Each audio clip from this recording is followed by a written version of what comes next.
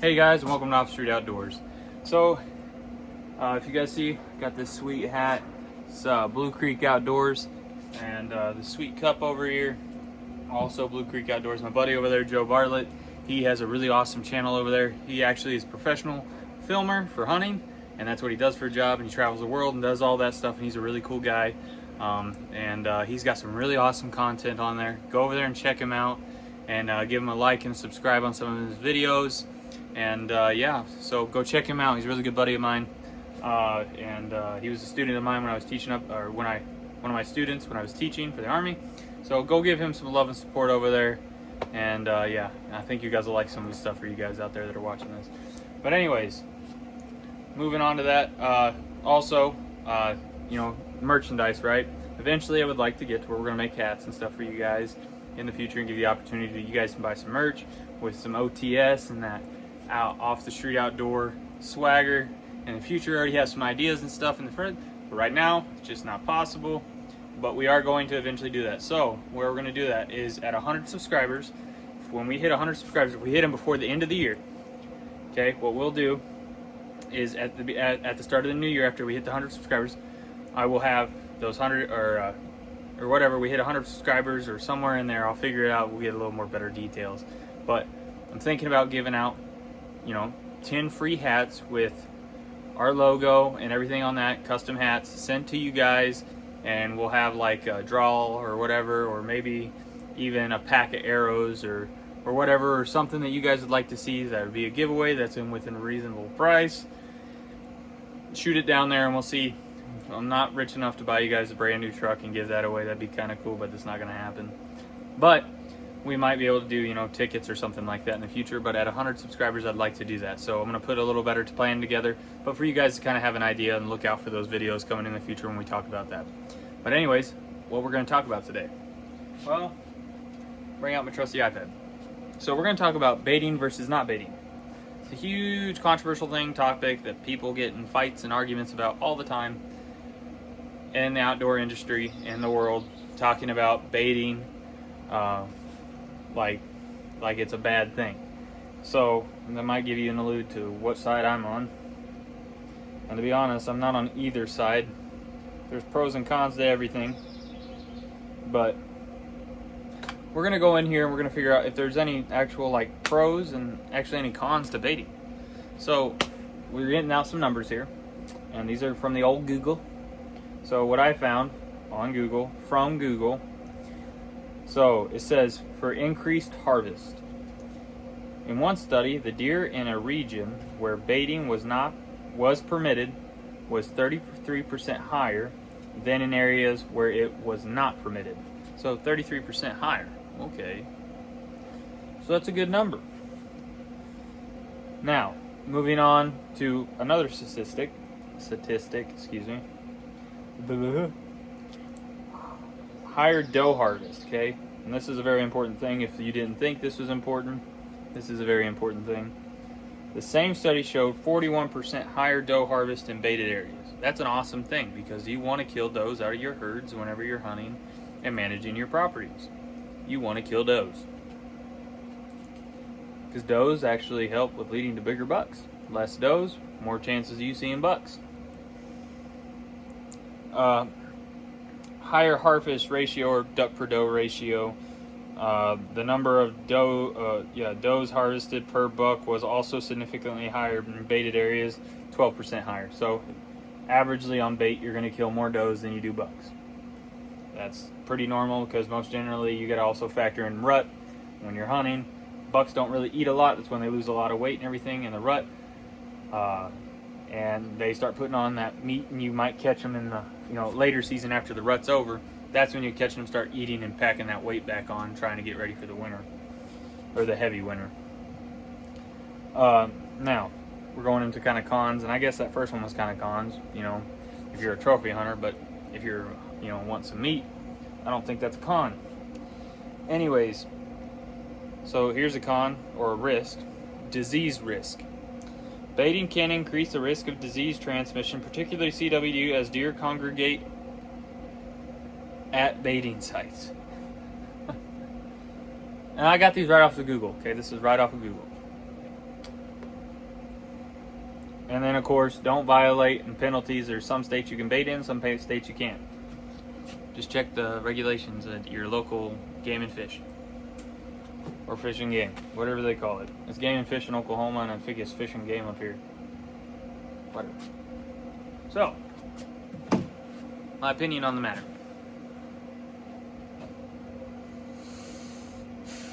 I don't see an issue with it. I think it's just another tool that you can use to be more successful. And especially when you're talking about managing property and stuff like that. If I owned property, it would be very much a tool that I would use for managing my deer on my property. It gives me an opportunity to be able to get a chance to kill those out of my property that I need to, figure out with genetics and things like that that I want to keep on a property and stuff. For a management tool, it is a great tool. Now, I don't think you should be able to do it while you're on public land, and that's just because you can run into a whole lot of issues. Like if you try to put a deer feeder on public land, then you run into the issues of someone stealing it, just like a trail cam, I guess. I mean, use it at your risk. But I think like certain attractants or small bags that you can get of attractants and stuff like that are definitely something that might be able to be put on the table to use in public land hunting. I definitely think that's a tool and something that you should be able to use in the future. Now, moving from that, we're going to talk about that if CWD, because the disease is an issue because they congregate in an area. Don't deer congregate usually in plots too? Like piloting is a type of baiting. It's just, food plots are like baiting, but there's more variables that are natural variables in the eyes of the law. And if you guys are guys that hunt cornfields in North Dakota, you're baiting. You're just using someone else's bait, and that's just the truth. You're not using, you're not paying for it, so it's not a big deal. You're not baiting, right? You're not intentionally putting it out there, but it is notorious when farmers, or especially farmers that hunt, accidentally spill some food on spill some corn or some soy or whatever when they're combining and harvesting, to accidentally leave some there so that the deer, pile up during deer season. And boom. So I don't see an issue with it. I think it's just a tool that you can use. I get a little heated when people are like, well, especially guys that are like, well, it's just unethical. I don't think it's unethical when you can get the deer in a spot where you can make a better shot and, have a better chances of killing the deer than you do where you rush a shot because you don't know if you're going to get another chance at one. When you're baiting, you're probably going to get another chance at shooting another deer. So in your thing, you're a little more relaxed, and I think that might take some of the edge off when you're shooting. I don't know, and I'm not saying that's like an exact science there, but it's like, most generally the guys that say that, it's like, oh, hunting, baiting's unethical, man, I'll never do it a day in my life. Dude, I bet you wish you owned your own property so that you could actually bait yourself. That's the same guy that also says, I'd never hunt a high-fence ranch. Yeah, because you can't afford it. But if you could, you would. That's what it gets me all the time, is you hear these guys saying, oh, I'd never do it. I'd never do it. Yeah, because you'll never be able to afford it, probably. But you would if you could. That's like 90% of the time when I hear someone say that, I'm thinking, in the back of your mind, you're lying to yourself and lying to everyone and yourself around you. It does not matter. Because, shoot, dude, I'd hunt high fence. I've hunted high fence. I've killed a Texas doll sheep on a high fence hunting ranch when I was younger. And it's a great tool to take younger kids out there and go out there and make them successful and get an opportunity to get, the bug for hunting. It's also great for people to go out and have a good time and, almost be guaranteed a deer. And, you pay more money than averagely you would going and trying to hunt yourself in some areas. But you also have a better percentage of actually harvesting that animal and coming home successfully than coming home unsuccessfully, where the percentages of public land hunting in another state, you have less chances than you do on the high fence. And it might take some of the hunting out of it because it's a stocked game preserve or whatever people say, but if I'm going to spend money and I give myself the opportunity to actually go out there and do it, and I don't have a lot of time to be able to go out, and because I'm working a lot, and I only get, basically it's like I don't get a lot of time to go out and do this. I'm busy with my family, I got young kids, things like that, or whatever.